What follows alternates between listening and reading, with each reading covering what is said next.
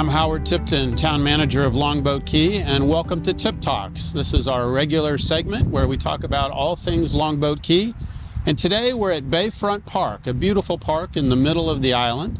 And we're in the dog park section of that. And I am joined by Shawn Levin and her beautiful dog Daisy, and Jim Brown, our former mayor and current chair of the Longboat Key Foundation.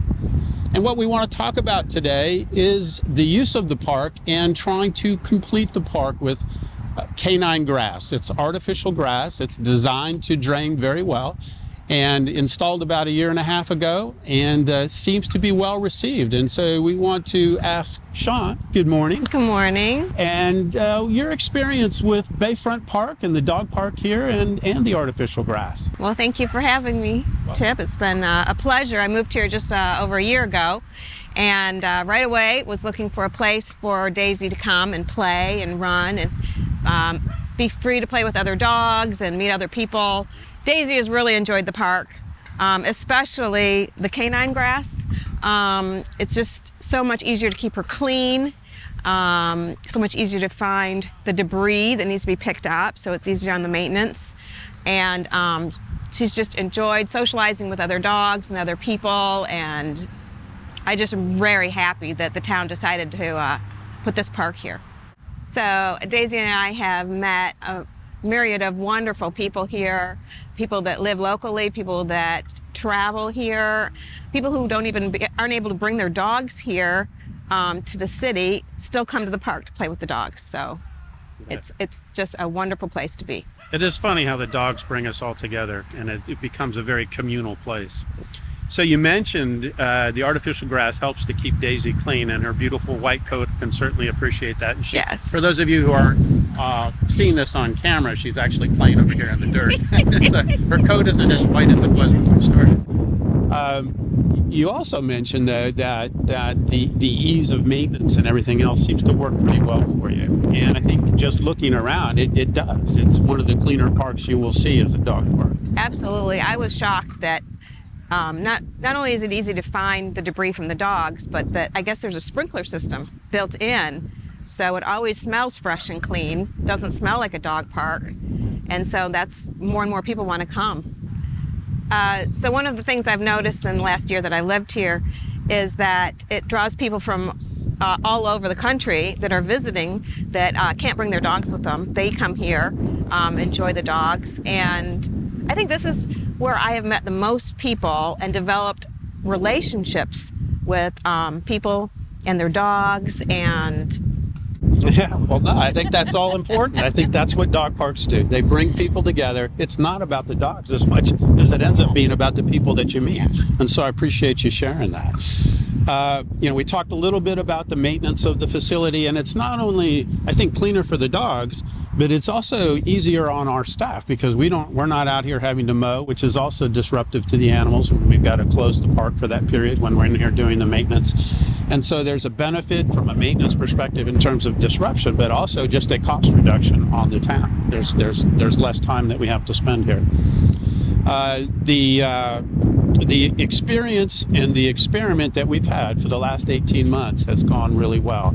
And you've been here now 1 year, and in your experience, it has met all of your expectations. So what we're talking about at the town is we've done about 3/4 of the large dog park. We still have about 1/4 to go, and then we have all of the small dog park to go. And in your opinion, would you see that as a benefit to finish the artificial grass all the way through? oh, definitely. That would make it just a first-rate facility for all the dogs and all the people. Hi, Daisy.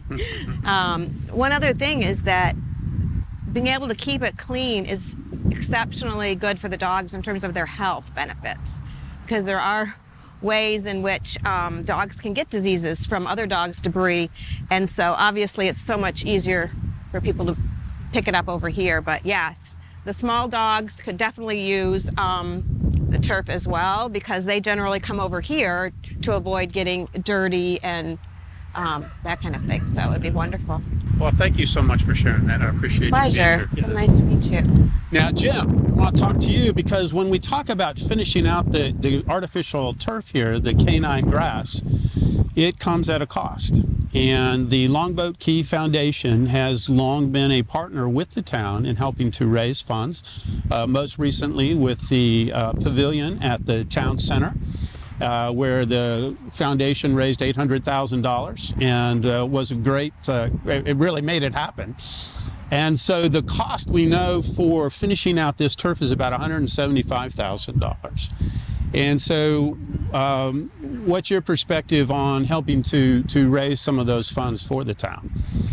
Well, I guess the fortunate thing is that we're trying this on Longboat Key. We started the foundation about 12 years ago when we first tried to build a community center on Longboat Key, and the voters voted it down because they didn't want to spend taxpayer money on it. So we started the Longboat Key Foundation as an independent private organization to raise funds for things that benefit the people of Longboat Key, and this is one of them. There have been many. We've had medical facilities created, and the pavilion at the new town center park and so forth. The good news about Longboat Key is that in very rare cases have we had to ask people for money. You tell people that we're doing things like this, and they volunteer. And we're happy to help them in any way, to inform them in any way, and take their money. That's right. It's a 501c3.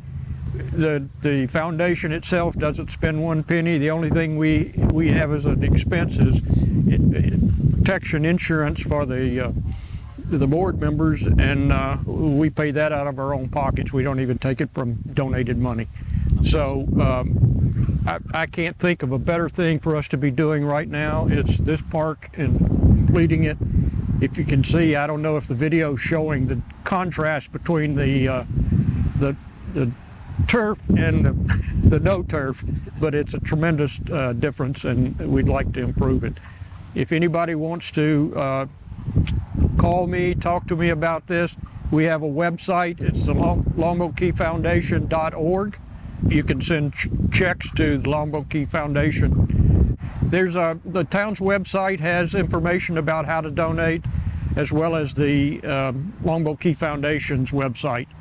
Again, it's longboatkeyfoundation.org, and we'd be happy to discuss it with you or help you with it. And if you want to donate to something else, we'll take that money too.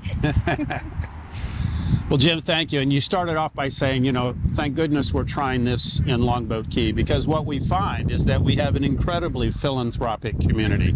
We are so fortunate with the people who are here that care about this community and are willing to invest above and beyond. And so we've seen that happen in the past, and we're looking to folks to help us with this project.